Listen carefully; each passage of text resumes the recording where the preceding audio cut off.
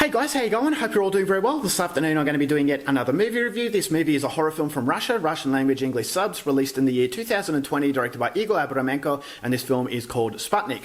So Sputnik is set during the Soviet Union. You've got two Russian cosmonauts who are doing their country proud by exploring the outer regions of space, but when they return back to Earth, a mysterious event occurs that causes these two cosmonauts to be confined to a medical research facility in a secret location. Now, the reason why the authorities are so interested in this is because one cosmonaut, upon arrival, has become in a vegetable state. He's in a coma and it doesn't look like he's ever going to recover. But the other cosmonaut appears to be unaffected, and so this takes their curiosity. So they employ this psychologist with a reputation to interview this cosmonaut to see whether or not she can determine what happened. And the more she interviews this guy, the more she starts to suspect that maybe he's actually brought something back with him upon his return. And that thing that she suspects could actually be very threatening to the world as we know it. So whether or not that is the case is something you're going to have to find out for yourself, because that's as far as I'm going with my synopsis.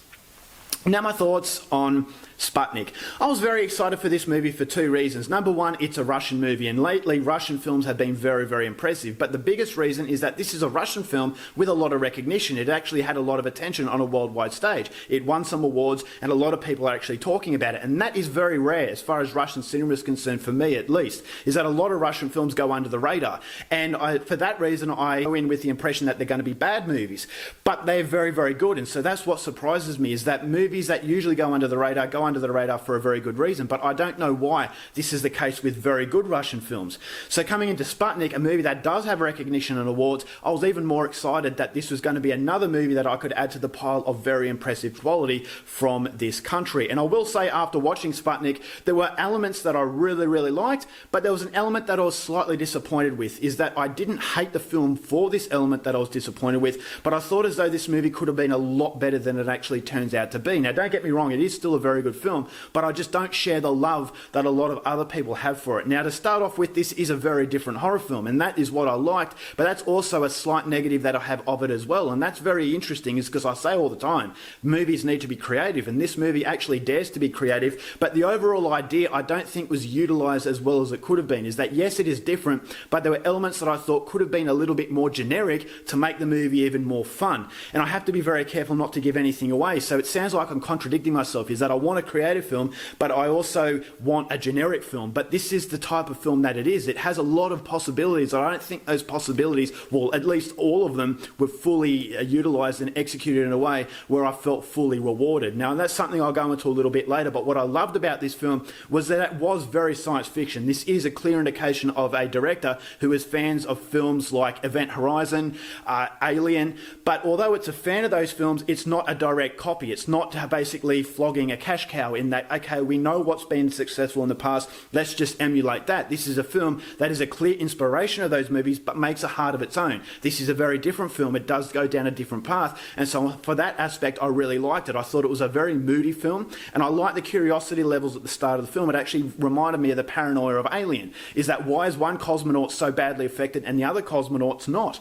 And because of that curiosity, it starts to creep up on you. Is there actually something to do with this cosmonaut that happened in outer space? And it deliberately doesn't show you what happened in outer space, so it does give you that sense of paranoia and psychological torment. And that psychological torment really plays well off this main character, is that he's being interviewed, and the more he's being interviewed, the more you actually get an insight into his character. And as the character evolves, I thought as though it was getting creepier and creepier by the minute. So psychologically, I thought the horror aspect was very, very well done, but then to complement that, you have the visual aspect, and the visual aspect is a consequence of the paranoia and the psychological tension that the start of the film produces. That this is a very gory film, but it doesn't overdo its gore, and the gore is there, as I said, for a consequence of all this anticipation. So the anticipation was helped by the very good performances from these actors. I thought the characters were very intriguing, and that strong level of mystery is clouding over everything, and so as the mystery starts to unfold, it never gets boring. I thought this movie had a very good sense of continuity, and the fluency prevents you from ever looking at your watch while watching it. And so the cinematography, very bleak and moody, very claustrophobic. I really like the idea of this research facility, and the research facility actually brings out some themes that are very relevant in today's society, especially superpowers and what they're actually prepared to do, and the what they're actually prepared to do to human beings in order to get the upper hand. And again, that's something I don't want to give away, because if I go into that sort of element a little bit too much, I could give this movie away. It could be a spoiler. So it's definitely a film that made me think about today's world and the relevance in the way that society is actually unfolding, and the race to actually be that superpower, I thought was a very interesting side aspect. And so the side aspect, as well as that fun sort of science fiction horror, it just has a lot of avenues to really occupy yourself. And so the runtime, it never feels stagnant. It always feels like it's evolving from the last scene. So the special effects were amazing. I thought there is something that happens in this movie that looked really, really good and very, very menacing. And so if you have a visual presence that's very menacing, as I said, that is a consequence of the stuff that you can't see. So the psychological and the visual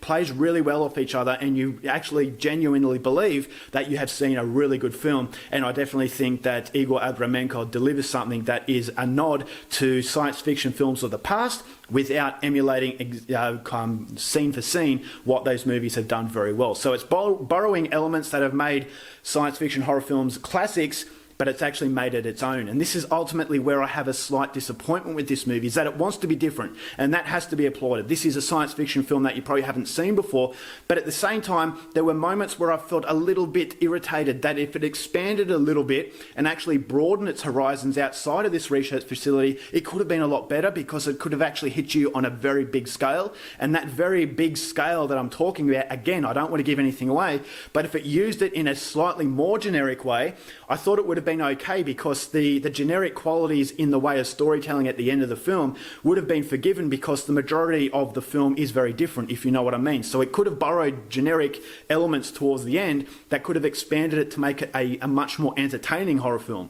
So yes, it is entertaining enough to actually prevent you from checking out, but I thought it could be even better if they took the story in a slightly different way and expanded the overall scale that the film has.